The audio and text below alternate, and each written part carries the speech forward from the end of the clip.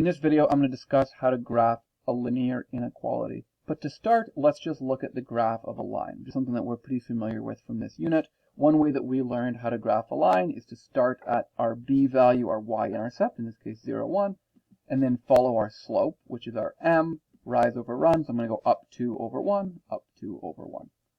Another way to think of this red line is it is a collection or the set of all x, y points that satisfy or make this equation true. So every point on this line is an xy point that makes the left side equal to the right side. So for example, if x is 2, the only y value to balance that equation would have to be 5. So 2, 5 is one solution to this linear equation. But of course there are an infinite number of solutions. So for example, if x was -5, then y would have to be -9.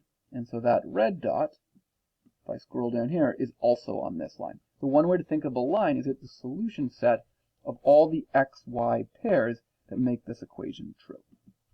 So what if I change this equation into an inequality? So instead of y equals 2x plus 1, let's have y be greater than or equal to 2x plus 1. And now it's not just a straight line, it is now a solution region. So all of this region that's shaded red contains all of the x, y points that makes this inequality true. So my solution set is not just a line, but it's now an entire region of the Cartesian grid. Any point in that red shaded area, so for example, -3, 6, there's that blue dot, is in the region, because if y equals 6 and x equals -3, that inequality is true. So when we graph a linear inequality, our solution set is not just a line, but in fact it is a whole region of the grid that's still defined by, or still has a border to, which is our original line. So I'm going to show you now how to graph those linear inequalities without using the computer aid of Desmos. So our first one is we want to graph y is less than or equal to 1 over 3x plus 4. So I'm going to start just by graphing that line, which is something that we're used to. So the first point on that line, I'm going to start with my y-intercept. My b value is 4. My slope is positive, so I'm going to go up 1, and then always to the right. So I'm going to go up 1 over 3, up 1 over 3. So I'm just going to start the same way, is by graphing the associated line. So right now I'm not graphing an inequality. I'm just graphing that line y equals 1 over 3x plus 4. And I've graphed that in my blue pen. So that's the associated equation, x plus 4. Now I want to figure out, well, do I want to shade the area above and to the left of this line, or below and to the right? Well, to check, why not just test one point on the grid and see if it satisfies this inequality? So I'm going to do a test point. The easiest test point is always just 0, 0. So I'm going to test whether 0, 0 is part of my solution region. So I'm going to plug 0 in for x and 0 in for y. I could test any point on the grid, but in this case I'm just going to test 0, 0. It makes the math a little bit easier, so I'm going to put 0 in for y, and I'm going to put 0 in for x. So that means that 0 is less than or equal to 0 plus 4. And of course, that is true. 0 is less than or equal to 4. So that means that 0, 0 is part of my solution set, and that means I'm going to shade the portion of the Cartesian grid that includes 0, 0. So any point in this shaded region, and I know my pencil shading is not shown up here in the video, is included in this solution set. And you could test any other point, 6, 1 would satisfy this inequality. But if I picked a point like 0, 8, that is outside of my solution set. So the associated line defines the border of the solution region, then I need to test one point to see if it's in the region or out of the region, and that determines whether I shade above the line or below the line. The line itself is part of the region because y is less than or equal. So the equation is included as part of my region, and that's why I've drawn this solid blue line on my grid. Let's just do one more. I'm going to start a really similar way. I want to graph the associated equality. Now this one takes a little bit of work because it's not in y equals mx plus b form. So I've got 3y plus 3x equals 15.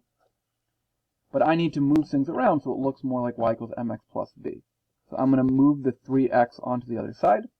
Anytime anything moves across the equal sign, it changes sign. So I have negative 3x plus 15. I don't want 3y on the left side, I want just 1y. So I'm going to divide both sides, or each term, by 3. And now I have my associated equation, y equals negative x. So I have a slope of negative 1 and a y-intercept of 5. So I could graph that line. I have a b value, which is equal to 5, and then I'm going down 1 because the slope is negative, and then right 1. We're always going to graph those by going to the right.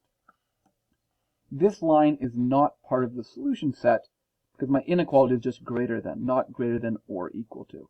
So this line is not going to be part of the solution set. And the way we indicate that, the mathematical convention, is just to show that with a dashed line. So it's saying this is the border of my solution region,